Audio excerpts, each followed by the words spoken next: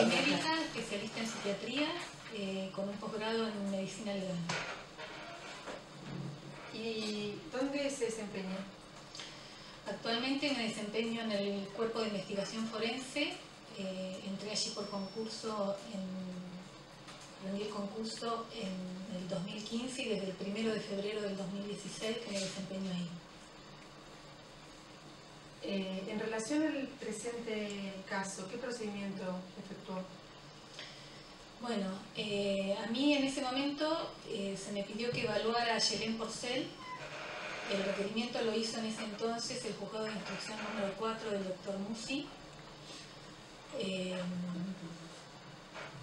Se me pidió que la evaluara, que emitiera opinión en cuanto a su estado psíquico, si había alguna alteración de sus funciones intelectuales, que me expidiera en cuanto a la peligrosidad, al equilibrio, a la lucidez de esta persona, y fundamentalmente a lo que atañe al artículo 34, es decir, que al momento del hecho que se le estaba imputando había podido comprender la criminalidad del hecho y o dirigir sus acciones. En función de esto se la citó más de 2 oportunidades. Vino recién el 15 de diciembre del 2016 a la entrevista traída por personal policial. Cuando se le preguntó por qué no había concurrido a las anteriores entrevistas, manifestó que en forma bastante indiferente, que no tenía cómo venir hasta Vierno porque ella era de Balchete, que por eso no había venido. En función de lo que se me había solicitado que realizara, desplegué, digamos, una metodología para encarar la pericia, que en principio consiste en hacer una lectura detallada de todo el expediente judicial y una lectura detallada también de lo que era la historia clínica del niño que había fallecido. Si bien nosotros los peritos siempre hacemos una lectura de todo el expediente, cuando a un psiquiatra se le pide que evalúe el estado psíquico al momento del hecho, es fundamental poder tener toda la información. ¿Por qué? Porque yo tengo que hacer una reconstrucción del hecho para poder hacer una evaluación retrospectiva del estado psíquico de esta mujer. Entonces, todo lo que figure en el expediente, desde la denuncia penal, desde los testigos, los testimonios que allí figuran, los antecedentes que esta señora tenga, todas las descripciones que se hagan en cuanto a la conducta previa, a la conducta en el momento del hecho, a la conducta posterior, todo esto a mí me ayuda a poder reconstruir ese estado psíquico en ese momento y poder hacer la evaluación. Con la historia clínica de Tian sucede algo parecido. Si bien en las historias clínicas figuran los datos que tienen que ver con la enfermedad y con los tratamientos, hay una parte muy importante que es la evaluación que hacen los enfermeros. Los turnos de enfermería son cada 8 horas y cada enfermera tiene obligación de escribir una evolución. En esa evolución se asignan datos que tienen que ver con la enfermedad, con los tratamientos llevados a cabo, y en el caso de los chicos también se asignan datos que tienen que ver con la conducta del niño, con el vínculo que tenga con esa mamá, con la conducta de la mamá. Y a decir verdad, de esta lectura surgieron datos bastante interesantes que yo pude tomar en cuenta a la hora de hacer la evaluación. Como por ejemplo, que las enfermeras describieran que había muy poco apego en la relación entre este niño y esta mamá, que era un niño que muchas veces cuando necesitaba algo concurría a las enfermeras y no a la mamá, que algunas noches quedaba constancia en la historia clínica que esta mamá no dormía en el hospital. Si uno ve una sala de pediatría, en las salas de pediatría hay 2 camas y al lado de cada cama hay una silla, porque al lado de cada chico internado duerme una mamá. Esto es así en todos los hospitales públicos. Esto a veces no se daba y bueno, son datos que a la hora de hacer mi evaluación son importantes. Toda esta lectura llevó un tiempo bastante importante. Después de esta lectura hizo una entrevista psiquiátrica semidirigida, el día que concurrió al Cuerpo de Investigación Forense. Hizo un examen semiológico de lo que son sus funciones psíquicas, tanto al momento que la evaluó como al momento del hecho. Una recolección de todos los antecedentes que ella me fue brindando, tanto biográficos como antecedentes médicos, psicológicos o psiquiátricos que tuviera. Una evaluación psiquiátrico forense, digamos, con todos estos datos, como para poder arribar a consideraciones y llegar a conclusiones que me permitieran contestar puntualmente los puntos de pericia. Dentro de los antecedentes que ella me va brindando, bueno, primero cuando inicio la evaluación, lo primero que hago es explicarle cuál es el motivo por el cual está, quién soy yo, qué es lo que vamos a hacer en esa entrevista. Ella lo comprende y presta colaboración para realizarlo. Llama la atención la indiferencia que tiene ante esta situación, la falta, digamos, de ansiedad ante la evaluación judicial, estando comprometida en un caso como el que se está investigando ahora. Comienza a darme sus antecedentes, me cuenta que es una chica que tiene 24 años, que vive en Valcheta, que vive ahí con su mamá y con 3 de sus hermanos, tiene 6 hermanos, vive con los 3 más chicos, relata que se ha hecho cargo de estos 3 más chicos, que los ha cuidado, prácticamente los ha criado porque su mamá trabajaba siempre. Me dice que además vive con 2 de sus hijas. En ese momento, estamos hablando del 2016, la hija mayor que vive con ella tiene 9 años y la otra hija tiene 1 año y 9 meses. En relación a Tian, me cuenta que este chico ya fallecido era hijo de la misma pareja de su hija mayor. Pero a diferencia del resto de sus hijas, este es un chico que no había sido reconocido por el padre. Tomo datos sobre su escolaridad, me cuenta que ha ido a la escuela primaria, que en ese momento no había terminado la escuela primaria, había llegado hasta 7º grado, en 7º grado había abandonado. A los 20 años intenta retomar y a los 21 vuelve a dejar otra vez la escuela. Le pregunto si tenía dificultades, me dice que no tenía dificultades, que no le costaba, pero que no le gustaba ir a la escuela. Sí me dice que había repetido 3er grado. Constato que es una persona que ha aprendido a leer, a escribir, que maneja sumas de dinero, que puede manejar, digamos, algunas operaciones matemáticas básicas. En relación a su actividad laboral, se había desempeñado como empleada doméstica. Me cuenta que durante 2 años, 2012 y 2013, se desempeñó como doméstica con una vecina, y que en la actualidad, como ella concurría a una iglesia evangélica, a pedido del pastor, cuando éste necesitaba que ella le realizara alguna tarea doméstica, iba. Que después sus actividades quedaban confinadas a la casa, a realizar las tareas domésticas que se necesitaran y el cuidado de las hijas y de los hermanos. Con respecto a antecedentes de enfermedades que ella tuviera, no hay antecedentes importantes de la primera infancia. Es una persona que refiere no haber tenido traumatismos encefalocranianos, no ha tenido convulsiones, no ha tenido enfermedades neurológicas. Lo único que manifiesta es una enfermedad que se llama neurofibromatosis. Esto ella lo explica, dice que tiene una fibromatosis, que sería lo mismo que neurofibromatosis, que se la, después de tener a su 3er hija, el médico le explica y ella entiende esta explicación y de hecho logra hacérmela entender a mí.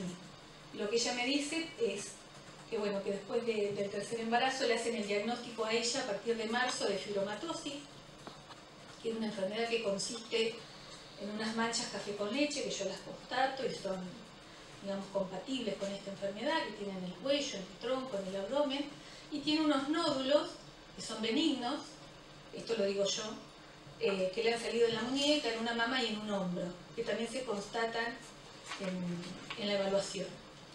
Ella me explica me dice el nombre de la enfermedad, que tiene estas características, que el médico le explicó que ella se la ha transmitido a cada uno de sus hijos.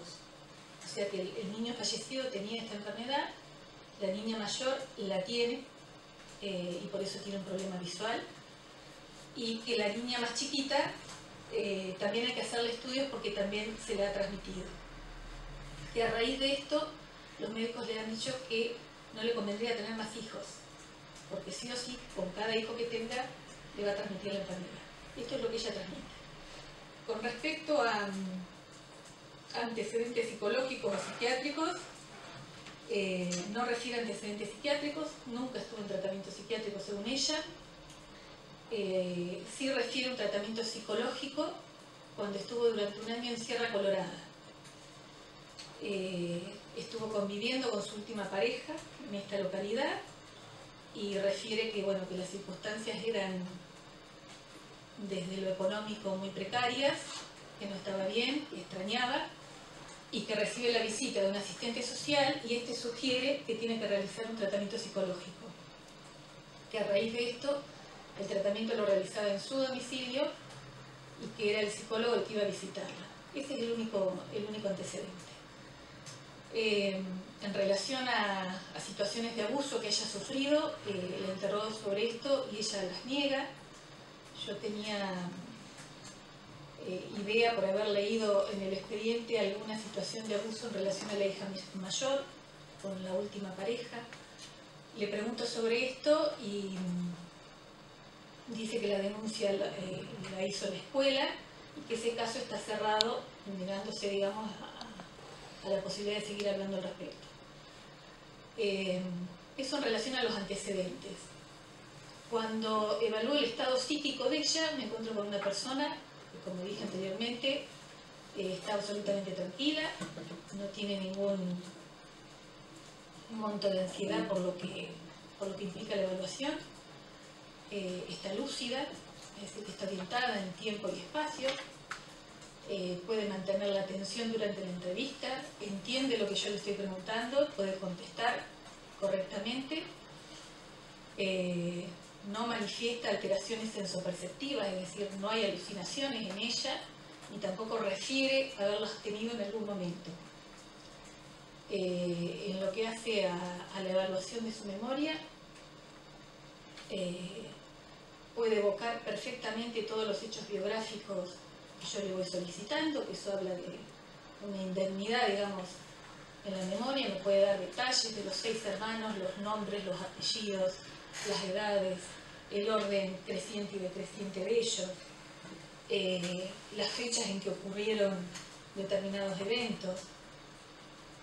Y en relación al momento del hecho, ella puede hacer una evocación precisa, y de hecho la hace, de toda esa circunstancia. Lo que se constata en esta evocación es que hay algunas contradicciones con otros testimonios que figuran en la causa. Y también que hay ciertas inconsistencias en el relato que da ella. De la evaluación psíquica, si yo tengo que decir qué es lo que llama la atención, el lenguaje es un lenguaje normal, es apropiado para la edad y para la educación que ella tiene. En el pensamiento no hay alteraciones, puede seguir el curso, la idea directriz, puede comprender todo lo que yo le voy preguntando, no necesita que yo le haga aclaraciones o que utilice un lenguaje más sencillo. En el contenido del pensamiento no hay ninguna ideación patológica, es decir, no hay ideación delirante, no hay ideación depresiva, no tiene antecedentes de intentos de suicidio, de ideas de suicidio. Es decir, yo no encuentro una sintomatología relevante. Con respecto a los conflictos que ella pudiera tener, que era una de las cosas que se me preguntaba, al momento de la evaluación ella manifiesta sentirse bien y que no hay conflictos. Que bueno, que la situación económica es difícil y eso es algo que la preocupa, porque dice, tanto trabajo, tantas cosas hago y la situación sigue estando mal. Como única preocupación, digamos, a manifestar en ese momento. En cuanto a conflictos que pudiera tener en el momento del hecho, estamos hablando de una mujer que venía de un mes de internación en Balcheta con su hijo, según lo que ella refiere. Un mes de internación en Viedma. Supuestamente todo esto tenía que ver con que hacía 8 meses que venía teniendo convulsiones y había que seguir estudiándolo. Le dicen en el hospital de Viedma que la van a derivar al Garrahan de Buenos Aires. Uno esperaría, como situación conflictiva del momento, que se expresara en relación a la posibilidad de tener un hijo enfermo, a la posibilidad de pensar en el pronóstico de ese chico, qué le puede pasar, que se expresara en función de ella como mamá, cómo se siente en relación a tener que acompañar a un hijo enfermo. Ella lo único que manifiesta como conflictivo en ese momento es que ella quiere volver a Balcheta y que no quiere que la deriven al Garrahan. Que ella ya estaba cansada de estar en Viedma. Si yo tengo que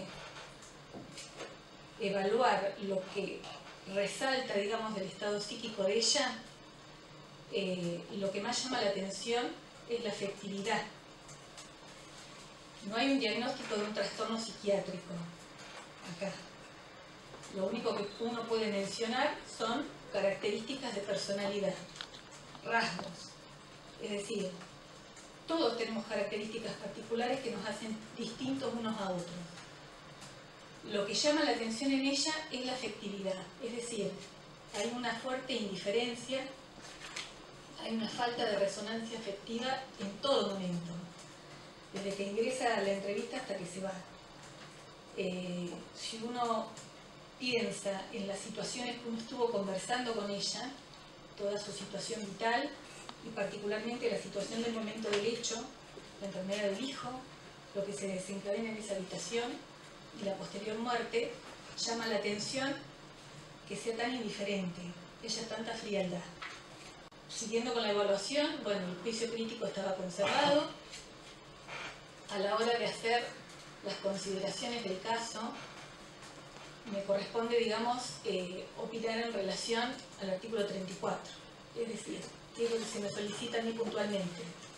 En el momento del hecho, hay una alteración morbosa de las facultades mentales, hay una insuficiencia de las facultades mentales, hay un estado de inconsciencia en ese momento, y que si está presente le impide comprender la criminalidad del acto y o dirigir sus acciones. En base a la evaluación que yo fui haciendo, voy a empezar como a descartar, digamos. Tendría que encontrar un estado de inconsciencia. Para que haya un estado de inconsciencia, principalmente lo que va a haber es una amnesia. Es decir, la señora me va a decir, no me acuerdo de nada de lo que pasó, porque no estuve consciente. Para estar consciente yo tengo que saber lo que está pasando alrededor y lo que me está pasando a mí. Si no estoy consciente, no sé lo que estoy haciendo, no sé lo que pasó en esta habitación y cuando salga no me voy a acordar. En este caso no hay ningún elemento que haga pensar en un estado de inconsciencia. Generalmente suele ser por estados de embriaguez o de intoxicación o algún tipo de epilepsia. No hay nada de eso acá. El otro diagnóstico en el que a mí me toca pensar es, bueno, ¿hay una alteración morbosa de las facultades mentales? ¿El código dice cuáles son las alteraciones morbosas de las facultades mentales? No. Nosotros tenemos que referirnos a la jurisprudencia y a los psiquiatras, a la formación que tenemos, donde nos han enseñado que la alteración morbosa de las facultades mentales son los cuadros que nosotros llamamos psicosis. Si hay algún tipo de psicosis. Y sobre todo en ese momento. Una psicosis sería un cuadro que tenga una alteración del juicio de realidad. ¿Cuáles son los síntomas, digamos, más comunes, a grosso modo, como para que se entienda? Tendría que haber alucinaciones, delirios, interpretaciones delirantes. ¿Hay algo de esto en la evaluación? No, no hay nada de esto. ¿Refiere ella al momento del hecho algo de esto? No. ¿Alguno de los testimonios que se leen en la causa? Tampoco. Entonces, ¿una alteración morbosa de las facultades mentales? No. No hay un diagnóstico psiquiátrico. ¿qué es lo último que tendría que constatar? Que haya una insuficiencia de las facultades mentales. Dice el código que es una insuficiencia de las facultades mentales, no estamos en la misma. Vamos a la jurisprudencia y a lo que los psiquiatras entendemos, nos han enseñado como insuficiencia de las facultades mentales. En este caso lo que entran son los retrasos mentales. En un retraso mental nosotros tenemos un desarrollo intelectual que se va a ver interrumpido. Para que ese desarrollo intelectual se interrumpa, tiene que haber una noxa, una enfermedad que altere ese cerebro. Por ejemplo, tengo un embarazo y ese embarazo viene con una malformación, un problema genético, entonces puede haber una alteración cerebral y un detenimiento en el desarrollo intelectual de esa persona.